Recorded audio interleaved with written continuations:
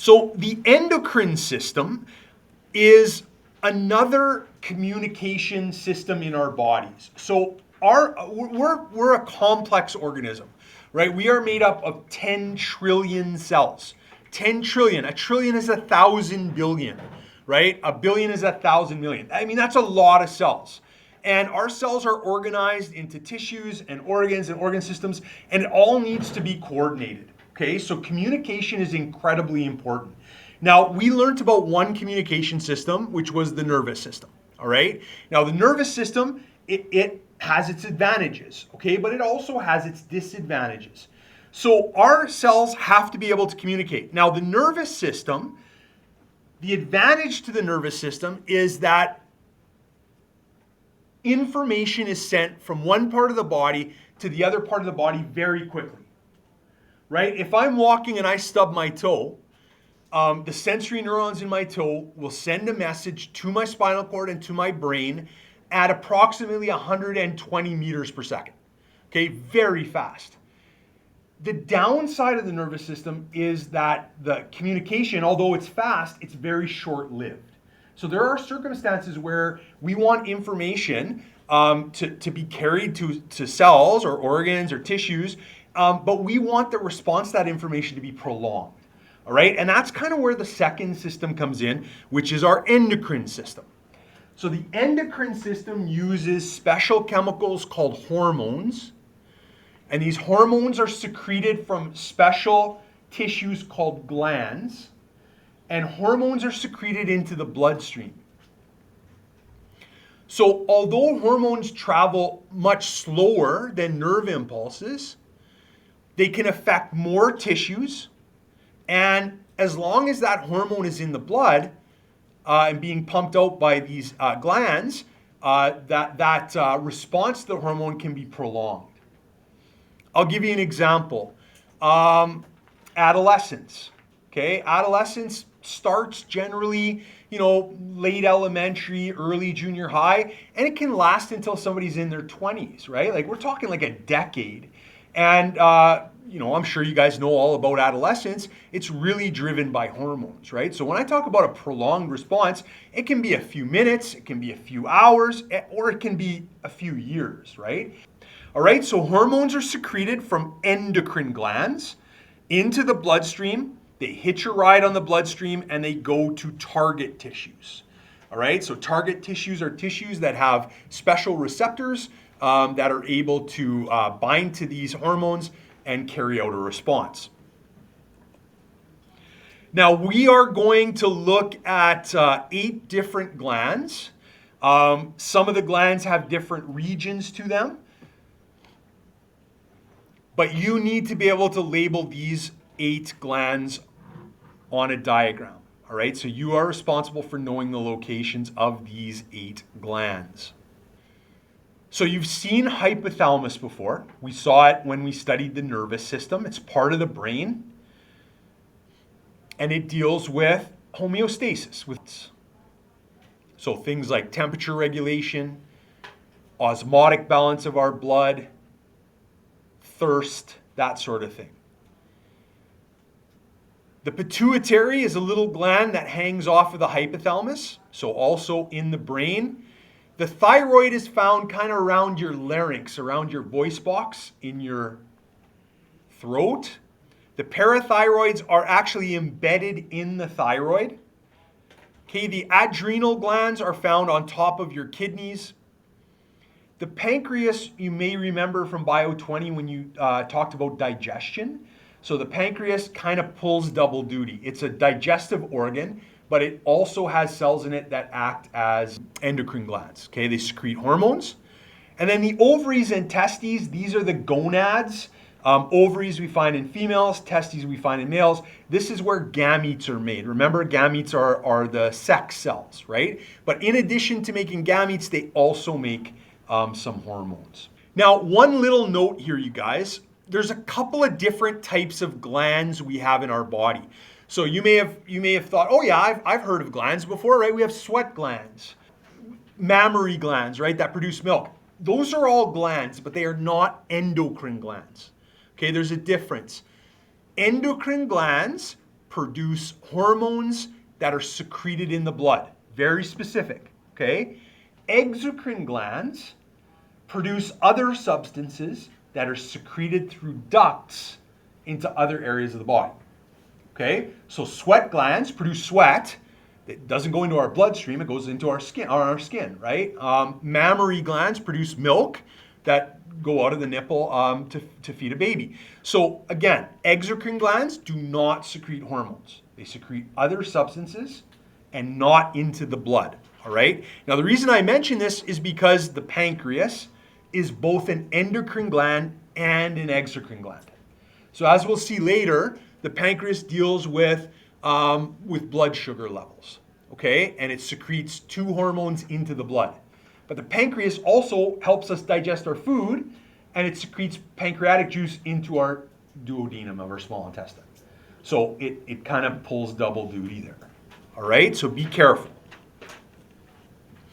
Now, hormones hitch a ride in your bloodstream in order to reach target tissues throughout the body.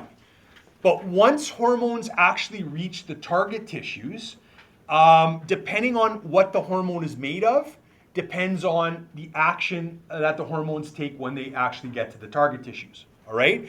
So once hormones reach the cells of the target tissue, they trigger their effects in one of 2 ways, depending on what hormones are made from. So one class of hormones are made from amino acids. Okay, they're protein-based hormones. Now, amino acids, which make up proteins, right? Amino acids are monomers. Put them together in a big long chain, they become polypeptides that get turned into proteins. Okay, proteins, amino acids are polar. So remember, you guys, polar means that there are charges. They're charged. Okay, so there's regions with positive charges, regions with negative charges. Okay, they're polar. Now, when a protein hormone gets to a cell in the target tissue, in order to have an effect, the protein hormones cannot diffuse through the lipid bilayer. Okay, key word there is lipid.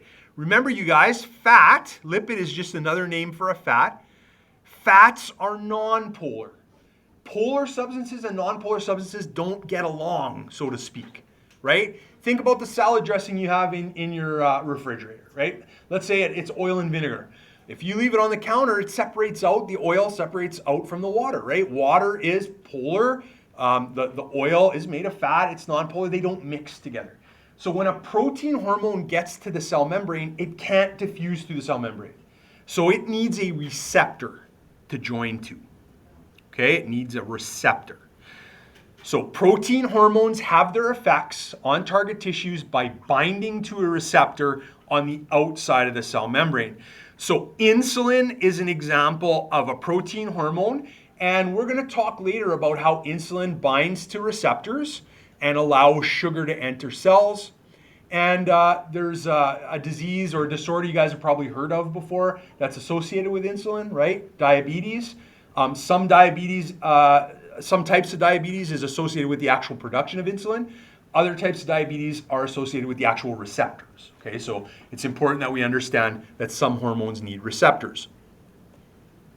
All right, so here you kind of see what I'm talking about, right? Here's the hormone. This would be the bloodstream here. So this is the blood. Okay, the hormone is carried in the blood, and this would be our cell membrane or plasma membrane, and this would be made of the lipid bilayer, right? You guys probably recognize this from Bio 20 and Science 10, right? That's our lipid bilayer, which makes up all cell membranes. Now, again, this hormone, because it has charges to it, it's polar, cannot get through. Okay, if it tries to get through, it's prevented from doing so. So it hooks up with a receptor, and that causes a reaction inside the cell. Now, the other type of hormone, the other class of hormone is called a steroid. Now, there's a bit of confusion around the term steroid, because most people, when you say the word steroid, most people think, oh, isn't that what athletes take in order to cheat, right? And if an athlete is taking steroids, it helps them to build muscle, it helps them be stronger and faster. That's not quite true, okay? A steroid is any hormone that is fat-based. So instead of being made of proteins or amino acids, it's actually made of fat, all right? Now, the athletes who take quote unquote, I'm using air quotes here, steroids, right? They're actually taking androgens, which are a type of male hormone, which causes muscle growth, okay? But it's only one type of steroid. Androgens happen to be fat-based, but estrogen is fat-based at all, and it doesn't cause muscle growth. Anybody have asthma? You probably have a puffer, right? If you have a puffer, that's actually a steroid, all right? Taking that puffer is not going to make you grow, 20-inch biceps. It's actually an anti-inflammatory, right? If you've ever had kind of a rash, you go to the doctor and they're like, oh yeah, you have dermatitis, here's this cream, right? It's a white kind of oily cream. That is a steroid cream, okay? So a lot of times steroids are actually used as anti-inflammatories and they have nothing to do with building muscle, okay? So we kind of have to get that out of our minds. Steroids are a class of hormone, and it just means that, what do they all have in common? They're made of fat. Okay? Now, once a steroid hormone actually gets to the cell membrane, does it need a receptor to bind to? No, because the cell membrane is fat, the hormone is fat, and it can just diffuse directly through the cell membrane. Okay? So examples of this would be estrogen, testosterone, and cortisol. And we're going to talk all about all of those hormones later. Because the nervous system and the endocrine system are both signaling systems, okay? They're both communication systems. A lot of times on standardized tests like your diploma, the diploma writers like to connect the two. So there are places, specific places within our body where these two kind of intermingle. So for example, I mentioned two glands that you guys are going to have to know about, the pituitary and the hypothalamus. They're both found in the brain. Okay, so they're part of the nervous system. They're actually part of your brain, but they also secrete hormones, so they're part of your endocrine system. So they pull double duty. Okay, they're both part of your nervous system and your endocrine system. There are several chemicals that are both neurotransmitters and hormones. So for example, epinephrine.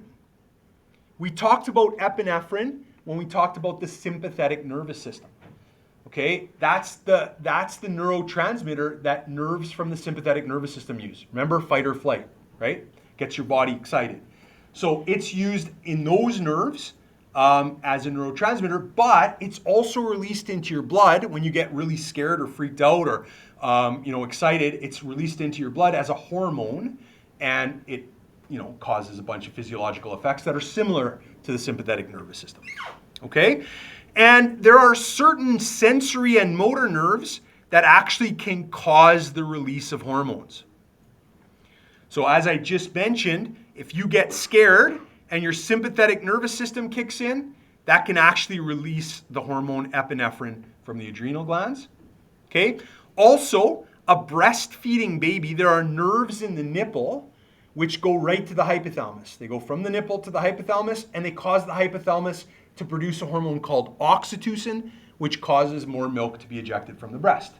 Okay, so stimulation of those nerves cause hormones to be released. All right, so that is a direct connection between the nervous system and the endocrine system. Okay, so big star beside this in your notes, you guys. This definitely pops up from time to time. Now, this next section deals with specific glands and specific hormones. So here's where the whole memorization aspect comes in.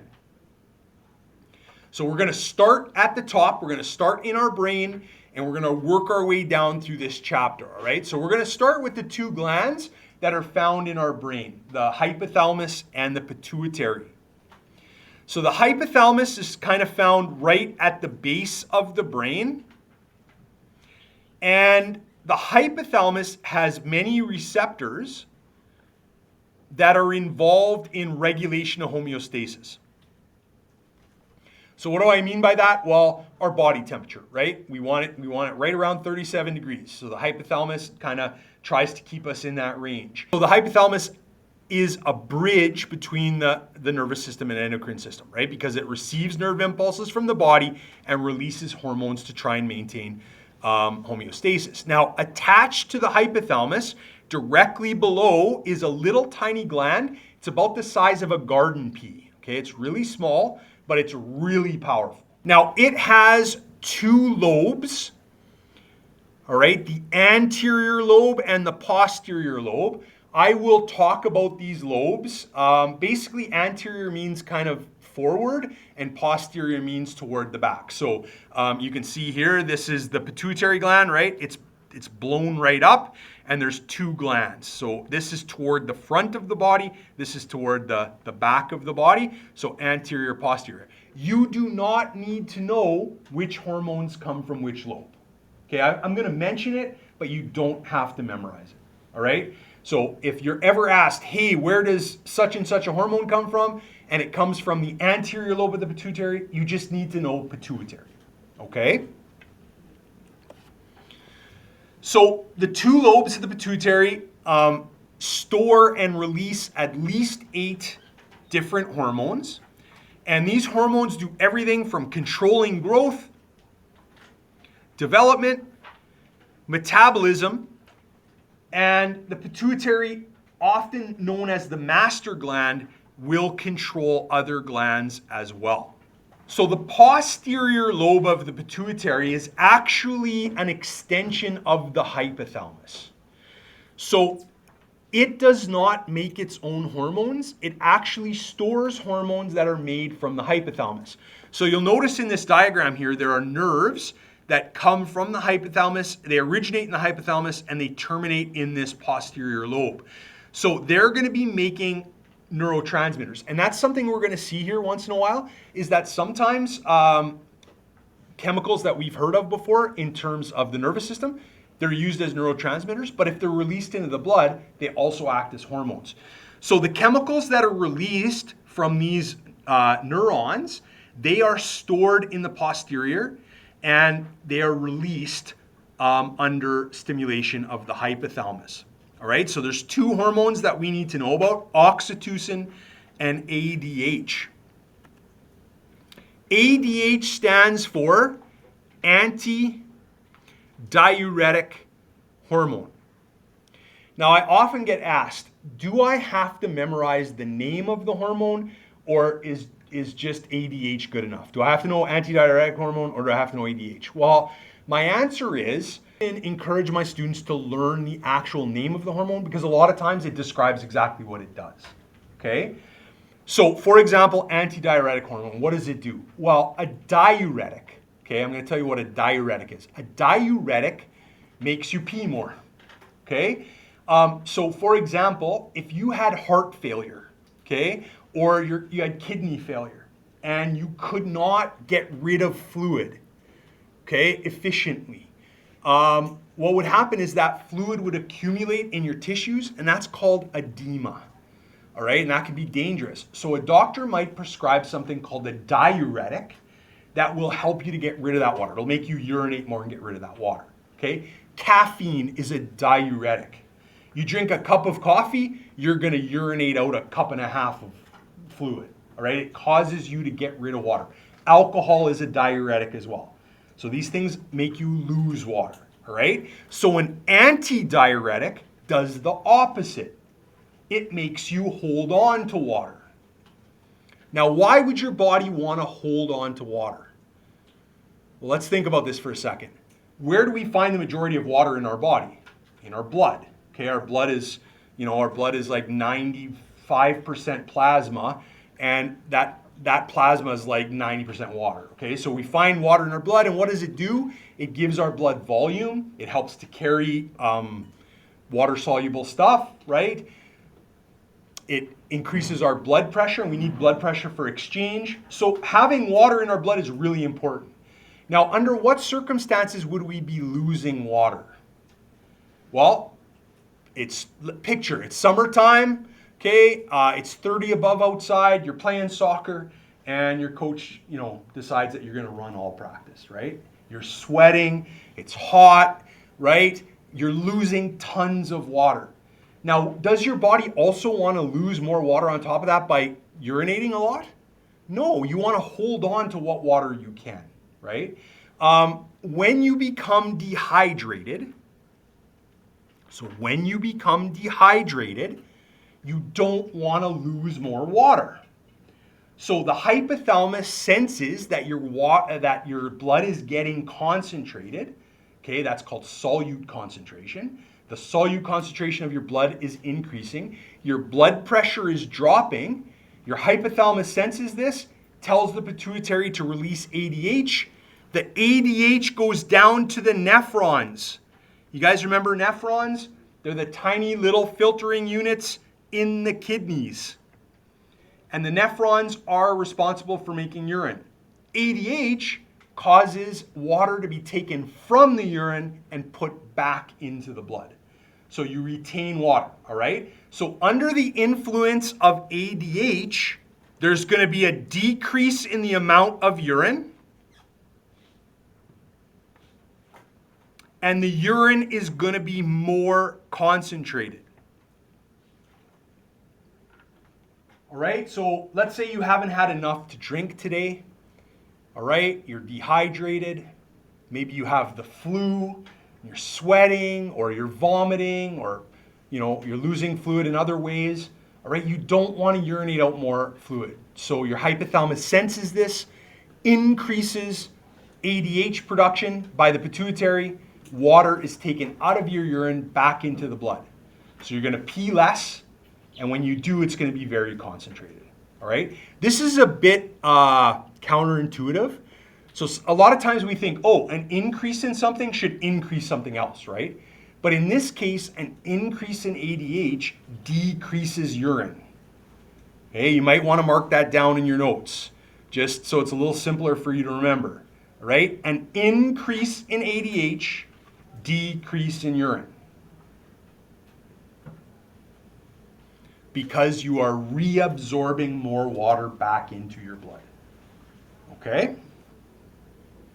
So if we were to take a look at kind of a flow chart of how this works, all right? So here we have increased sweating or decreased water intake, all right? So we're losing water.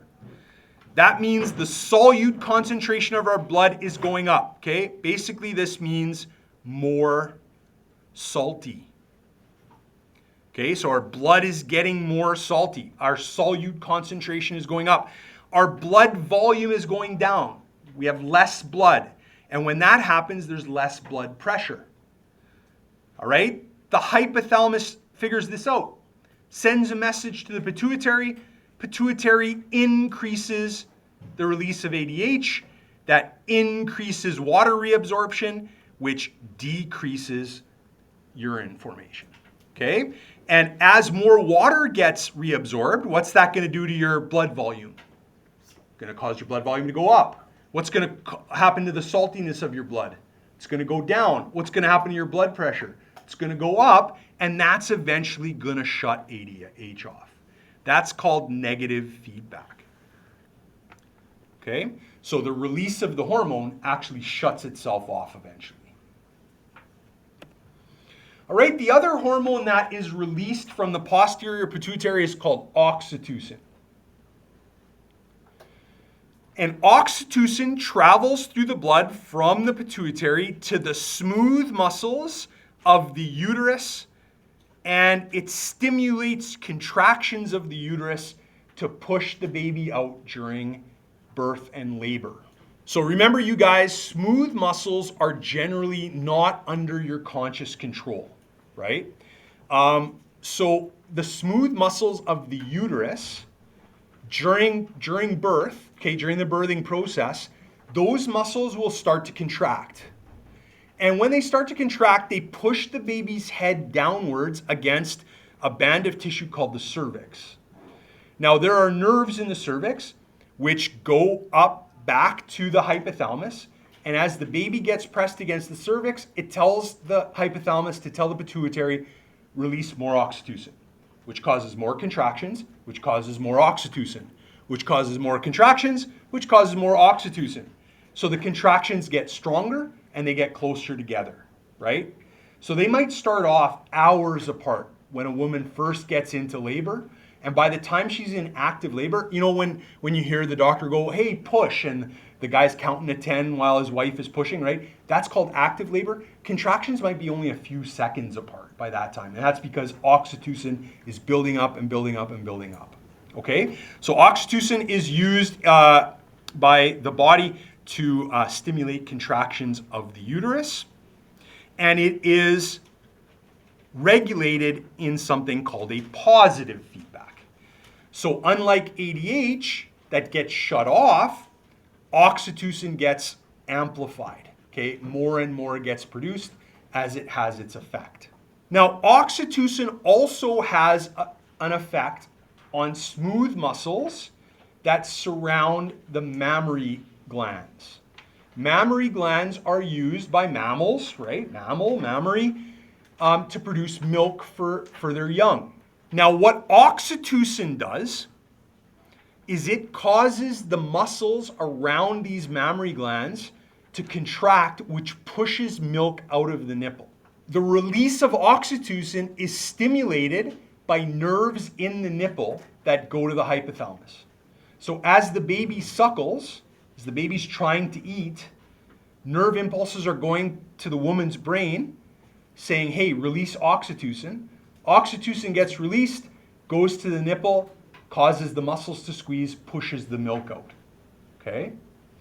Now, there is another hormone involved in milk production, and a lot of times students get these two confused. Okay? So oxytocin is involved in the release of milk out of the breast. Okay?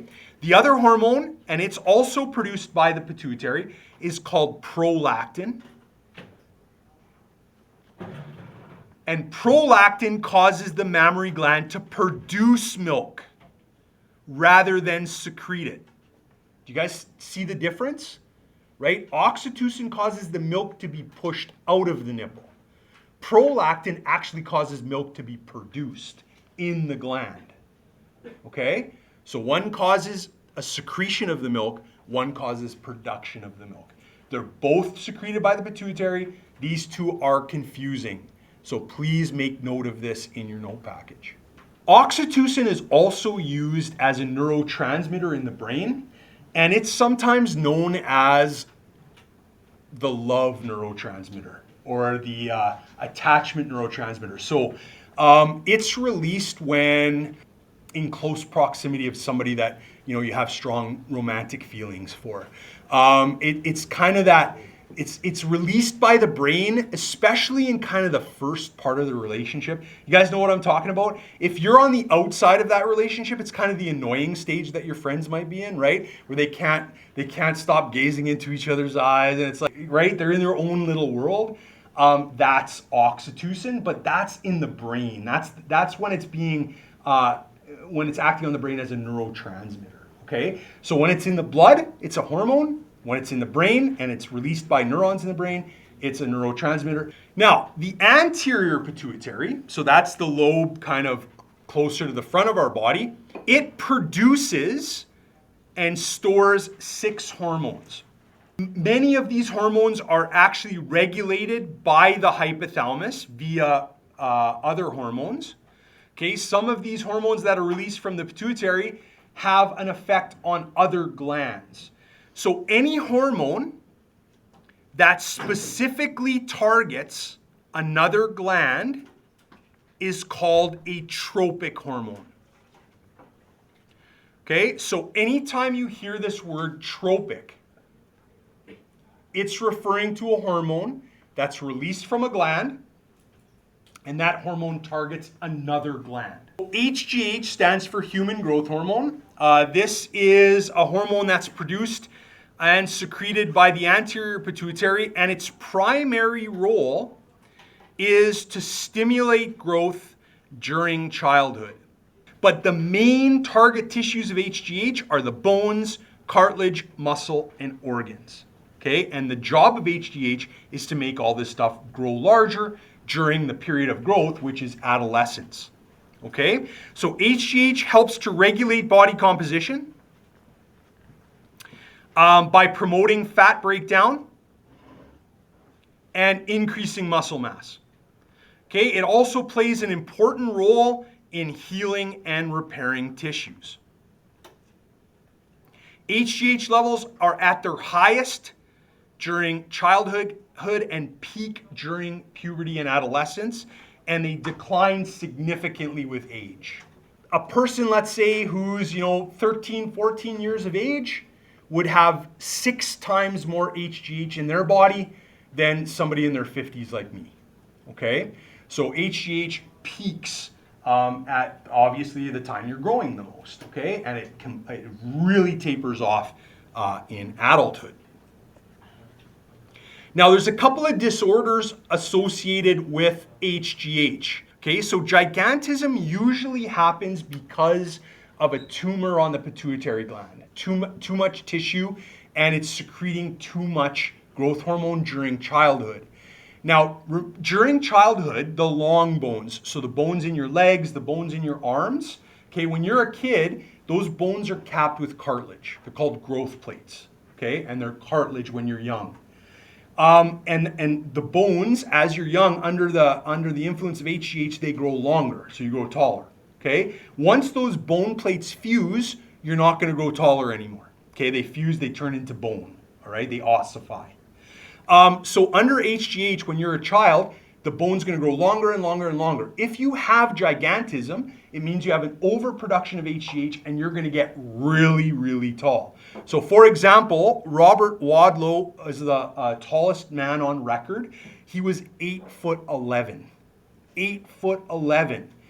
Now, you might think, oh my God, like if I want any disorder, that's what I want, because I'm going to be a star in the NBA, right? I'm going to be the best basketball player ever. HGH, not only does it affect the bones, but it affects the organs, right? Is a big heart in physiological terms a good thing? No, it's very inefficient, right? In fact, an enlarged heart is a medical problem. It's not a good thing, right? So, people with gigantism, their organs are growing larger. When you're 8'11", your joints are going to be severely affected because of all the torque on those joints from the levers, right? From your hip joints and your knee joints and your shoulder joints. So many of these people with gigantism, they're in a wheelchair, they're on crutches, they have to use a walker by the time they're in their late teens, right? The muscles grow larger, but they don't grow stronger. They actually grow weaker. And people who have typical gigantism are generally dead by the time they're 30 from complications like diabetes, heart disease, stroke, cancer, okay? So it's not a good thing.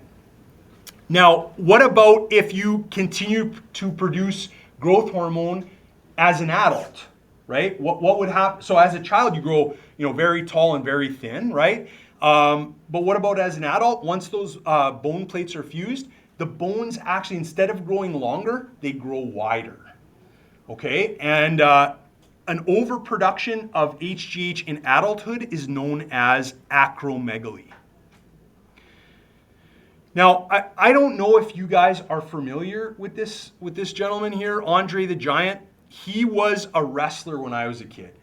He was a very famous wrestler, probably the most famous wrestler in the world at a particular time in the 80s and 90s.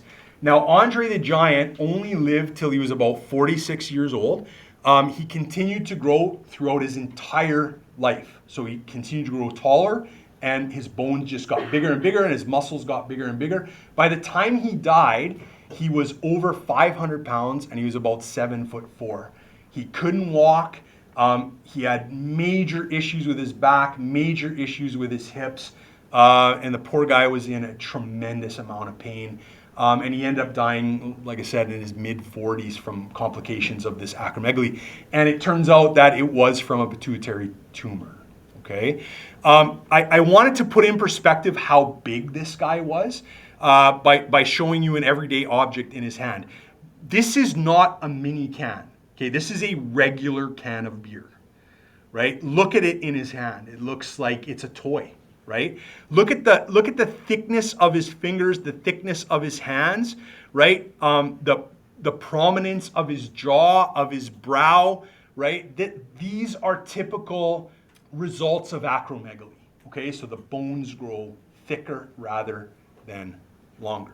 So pituitary dwarfism is the result of underproduction of HGH in childhood, right? When we do most of our growing, if you're not producing HGH, your muscles, your bones, your organs are not going to grow. So if you take a look at these two individuals here, this is He Ping Pin, and you can see it looks like a child, right? But look at the proportions of the head, the arms, the legs, everything's proportionate, okay? This is Hasbullah. He is a Russian YouTuber.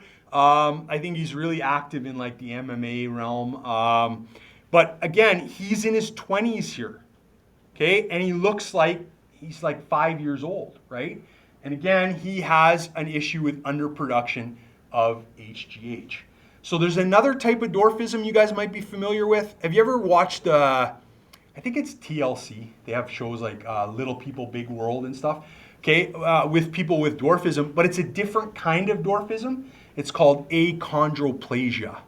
And that's a genetic disorder that affects the growth of cartilage in the arms and legs. This is really rare because, you know, with modern medicine, especially in the developed world, like where we live. I know when I had my kids, we had to go to the pediatrician all the time. And they literally had a growth chart for my kids, and you guys too. And they plot, you know, every visit, they plot on this chart. And if you're not following regular growth patterns, they'll do blood tests and they'll test for your HGH. And if it's really low, they can give you synthetic HGH, okay? And that'll help you grow, right? So you don't suffer from this severe pituitary dwarfism. Now, speaking of synthetic HGH, some athletes, to get a competitive advantage, have turned away from male androgens, like what we typically think of steroids, right? We're relearning that word now. But they're turning from those male androgens to grow muscle and get stronger to HGH. HGH not only helps you to get bigger muscles, it helps you to recover quicker from injury, and it burns fat. Okay, so a lot of things, especially older people, would love, right? But so what's the problem? Why isn't everybody who's like my age, 50 years old, why aren't we all on HGH? Well, it's extremely expensive. It's illegal, okay, to get unless it's prescribed by a doctor for pituitary dwarfism, okay? And as an adult, if I were to take synthetic HGH and artificially increase my HGH levels, sure, I would grow muscles. Sure, I would burn fat. But I would also probably develop diabetes. Okay, my heart would enlarge. I could have severe joint pain.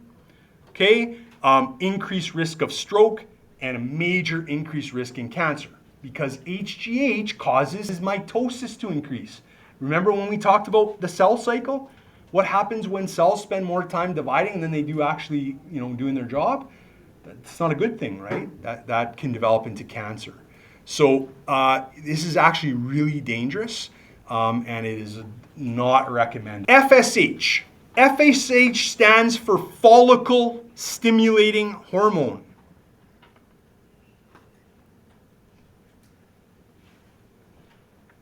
A follicle is a structure found in the ovaries of females. Okay, this type of follicle is different than a hair follicle. They don't have anything to do with one another. All right, follicles are found in ovaries, and they're a capsule of cells that contains an ovum. Remember, an ovum, you may have heard it referred to as an egg, right? An ovum is a gamete. It's the female gamete. So inside the ovaries of females, you find these follicles, and inside the follicle, you find an ovum. Now, follicles during the female menstrual cycle, they produce estrogen. So follicle stimulating hormone stimulates the growth of these follicles, which contain the ovum, and increase estrogen levels. We will talk all about the female menstrual cycle in the next chapter. Okay, and we're going to look at these hormones in detail. Now in men, FSH is also produced in men, and it stimulates the production of sperm in the testes. Luteinizing hormone. Again, luteinizing hormone is found both in males and females. In males, it targets the testes and causes the production of testosterone, which is the male androgen, the male hormone that causes muscle growth, facial hair growth, deeper voice, aggression, etc., etc. Okay, what does it do in females? It is involved in ovulation, which is the release of the ovum into the reproductive system. And it turns the follicle into something called the corpus luteum. And the corpus luteum produces a hormone called progesterone. Again, we will talk all about these hormones in detail when we talk about the female menstrual cycle. Now, the pituitary also secretes hormones that target other glands. And as I mentioned a couple of slides ago, a hormone that specifically targets another endocrine gland is called a tropic hormone. So there are two tropic hormones that are going to be of interest to us in this chapter. One is called ACTH, which stands for adrenocorticotropic hormone. Adrenocorticotropic hormone, ACTH. Okay, and then the other one is called thyroid stimulating hormone. Thyroid stimulating hormone, abbreviated as TSH. Okay, they are both tropic hormones, which means they are released from the pituitary and they travel to other glands and they cause those other glands to secrete hormones. So ACTH stimulates the adrenal cortex of the adrenal gland that sits on top of the kidney and causes it to produce cortisol, another hormone. And TSH is released from the pituitary and it stimulates the thyroid gland and it causes the thyroid to produce another hormone called thyroxine. All right, so both TSH and ACTH cause the respective glands to produce other hormones. They're tropic. All right, now I've been teaching this a while, and as you can see, you guys, already, some people are like, oh my God, what have I got myself into? We have already looked at 8 hormones. Okay, that's a ton of information. The trick in this chapter is trying to keep it all straight. All right, sitting down and memorizing it, honestly, you guys, you've done that a million times. It's not that difficult, right? It's just you got to sit down and do the work. But what do you need to memorize? How do I keep all this information straight? I find that a chart like this is the best way to do it. All right. So if I was in your shoes, I would go home and keep adding to a chart like this. So start it today. Your chart should have 8 hormones today. Okay. So for example, ADH was the first hormone we talked about. Okay. So notice I have 1, 2, 3, 4. I have 5 different columns in my chart. All right, so for example, I put down ADH. Okay, ADH stands for antidiuretic hormone. Which gland is it produced from? The pituitary. Do I have to put posterior pituitary here? No, you just need to know pituitary. Okay, what's its target tissue? Kidney nephron. What is the effect on the target tissue? Reabsorption of water, concentrated urine, less urine, dilute blood, increased blood pressure. Okay, so I've just summarized the effects.